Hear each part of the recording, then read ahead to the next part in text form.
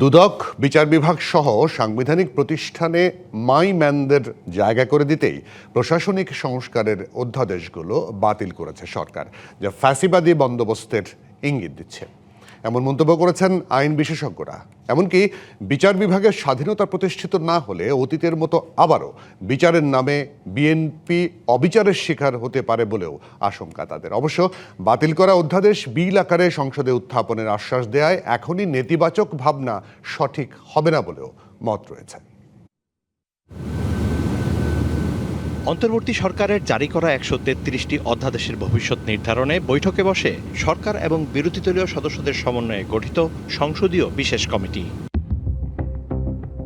দফায় দফায় বৈঠক শেষে সিদ্ধান্ত জানায় বিশেষ কমিটি, যেখানে দেখা যায় বিচারক নিয়োগ, সুপ্রিম কোর্টের পৃথক সচিবালয় সহ ৪টি অধ্যাদেশ রহিত করার সুপারিশ করেছে বিশেষ কমিটি। একই সঙ্গে গণভোট, দুদক, গুম, তথ্য অধিকার সহ আলোচিত ১৬টি অধ্যাদেশ উত্থাপন না করায় কার্যকারিতা হারাবে। আর অপরিবর্তিত পাশ হবে ৯৮টি এবং সংশোধিত আকারে ১৫টি অধ্যাদেশ উত্থাপন করবে সংশ্লিষ্ট মন্ত্রণালয়। প্রাতিষ্ঠানিক সংস্কার নিয়ে সরকারের এই নেতিবাচক অবস্থানকে ইতিবাচক হিসেবে দেখার অবকাশ নেই বলে মন্তব্য করেন এই আইন বিশেষজ্ঞ। দেখেন, গুম কমিশন বলেন, দুদক কমিশন বলেন, মানবাধিকার কমিশন বলেন, সচিবালয় পৃথকীকরণ বলেন, এগুলো তো রুল অফ ল এর ইনগ্রেডিয়েন্টস।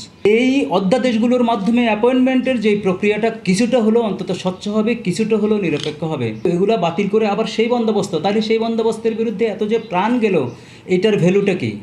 ভবিষ্যতে আবার যে আপনারা শুধু এই নিয়োগ দেওয়ার জন্য, মাইম্যান নিয়োগের জন্য এগুলো বাতিল করতেছেন, এটা মানুষ বুঝতে তো আর এমএ পাস লাগবে না, সবাই বুঝে।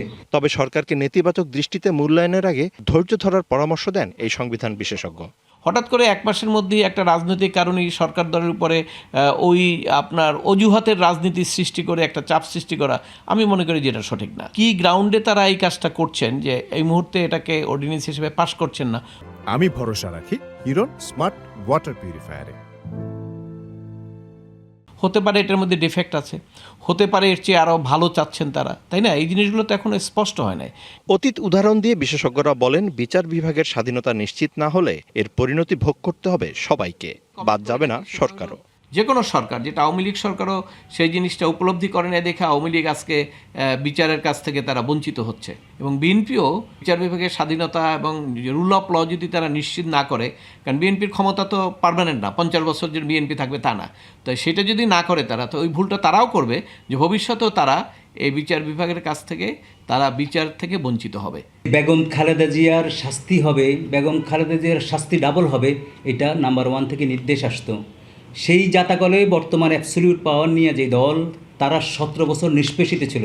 যদি তারা আজকে সেটি ভুলে যায় এবং সেই আগের বন্দোবস্তে রাখে আবার অন্যদেরকে যদি বিপদে ফেলার জন্য, নিষ্পেষিত করার জন্য, তাহলে মনে রাখতে হবে ক্ষমতার পালাবদল চলছেই, ক্ষমতার পালাবদল চলতে থাকবে সারা পৃথিবীতে, হয়তো ১ বছর আগে বা ২ বছর পরে। মত দ্বিমতের সংকট উত্তরণে বিল আকারে প্রশাসনিক সংস্কারের বিষয়গুলো নিয়ে সংসদে বিল উত্থাপনের পরামর্শ দেন তারা।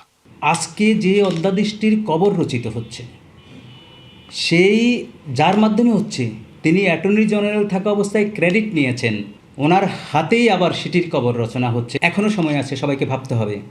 এটি যদি ৩০ দিনের ধাক্কায় যদি এটির বিলুপ্তিও ঘটে, নতুন করে বিল আকারে আসতে পারে। পত্রিকায় এটাও বলা হয়েছে যে তারা বিল আকারে এটা এনে করবেন, তাহলে সেটা আরও ভালো হয়। কারণ আমরা তো অনেক সমালোচনা করেছি, যেমন এই যে সচিবালয় নিয়ে আসা, এটা কিন্তু আমি সমালোচনা করেছি যেটা সম্পূর্ণ না, পূর্ণাঙ্গ স্বাধীনতা হতে হবে এবং একটা অংশকে তারা রেখে দিয়েছে।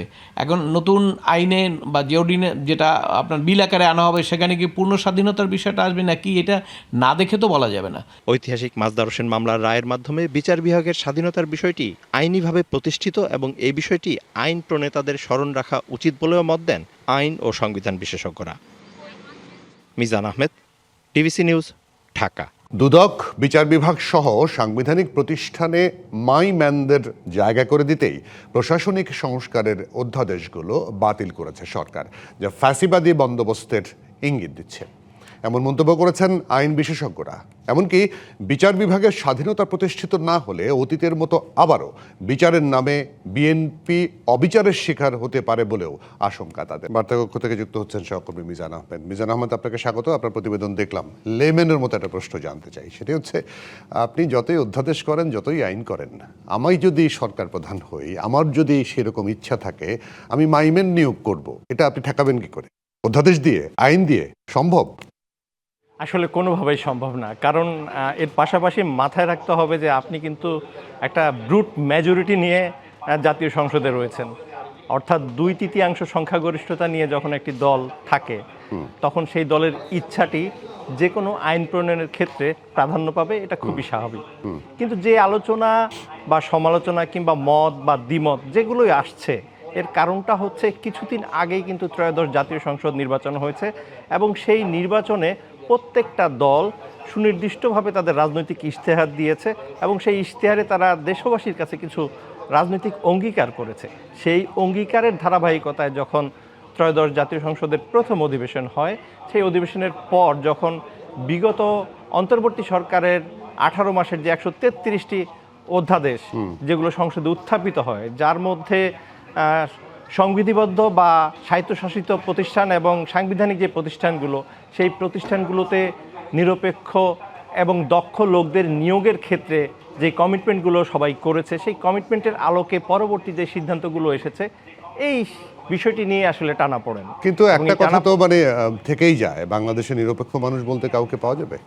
এরকম প্রশ্ন তো রাজনীতিবিদরাও করে।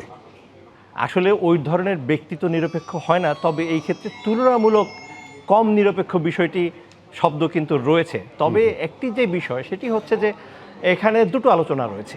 একটি আলোচনা হচ্ছে বিচার বিভাগের স্বাধীনতা, এটা রাষ্ট্রের কারণেই প্রয়োজন এবং বিচার বিভাগের স্বাধীনতা ঐতিহাসিক সেই মাজদার হোসেন মামলার রায় দিয়ে সাংবিধানিকভাবে আইনগতভাবে কিন্তু এটা প্রতিষ্ঠিত। কারণে 1997 সালের 7 মে মাজদার হোসেন মামলার ঐতিহাসিক রায় আসে।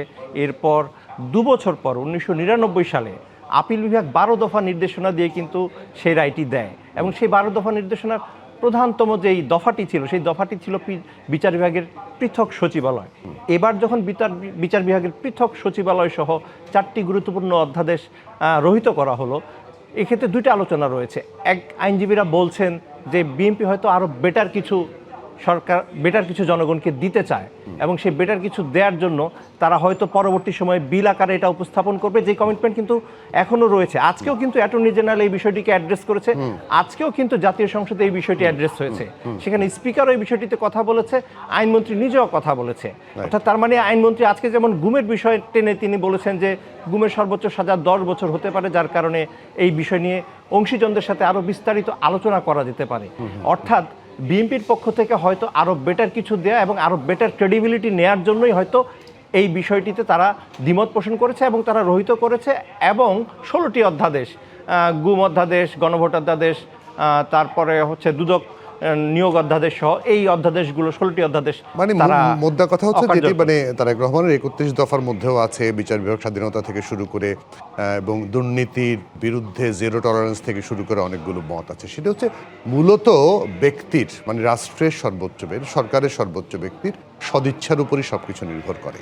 দল এবং ব্যক্তি যদি সদিচ্ছা থাকে তাহলে সবকিছুই সম্ভব, তাই তো? রাজনৈতিক সদিচ্ছার বাইরে তো কিছুই নেই। আপনি যেমনটি বললেন যে 31 দফার 9 দফায় স্পষ্টভাবে বলা আছে কিন্তু, এবং সেক্ষেত্রে কিন্তু ওই তুলনামূলক নিরপেক্ষ কথাটিও আছে। এবং সংবিধিবদ্ধ প্রতিষ্ঠানগুলোতে নিয়োগের ক্ষেত্রে সেখানে আরও বলা আছে যে প্রয়োজনে সংসদীয় কমিটিতে এটা শুনানি হবে এবং ভেটিংয়ের জন্য যে লোকগুলোর নাম আসবে প্রস্তাব হিসেবে, সেই ভেটিংয়ের জন্য তারা রাখবে আর কি। আরও বিস্তৃত পরিসরে কিন্তু বিএনপির সে 31 দফায় বলা আছে। তার মানে হচ্ছে এগুলো কিন্তু ভাবনার মধ্যে তাদের রয়েছে এবং যেহেতু একটা 2/3 মেজরিটি জনগণ দিয়েছে তাদের, অতএব তাদের সেই দায়ও রয়েছে জনগণের প্রতি। অতএব সামনে তারা এই বিষয়ে ইতিবাচক ভাবনা ভাববেন, এটাই কিন্তু আসলে আইনজীবী সহ সুশীল সমাজ সবারই প্রত্যাশা। সেটা মঞ্জুল মোর্শেদ বলেছে যে এখনই সমালোচনা, মাত্র 1-1.5 মাস হলো একটা দল ক্ষমতায় এলো, তারা সংসদে বসেছে, একটু দেখি না, একটু দেখে তারপর সমালোচনা করি। এই জায়গাটা আসলে দেখার সময় আছে। নিশ্চয়ই আপনি যেটা বললেন যে নিশ্চয়ই আরও বেটার কিছু বিএনপি সরকার চিন্তা করে রেখেছে এই অধ্যাদেশগুলো নিয়ে। আমরা সেই আশায় থাকলাম, অপেক্ষায় থাকলাম। আপনাকে অনেক ধন্যবাদ, কৃতজ্ঞতা সময় দেওয়ার জন্য।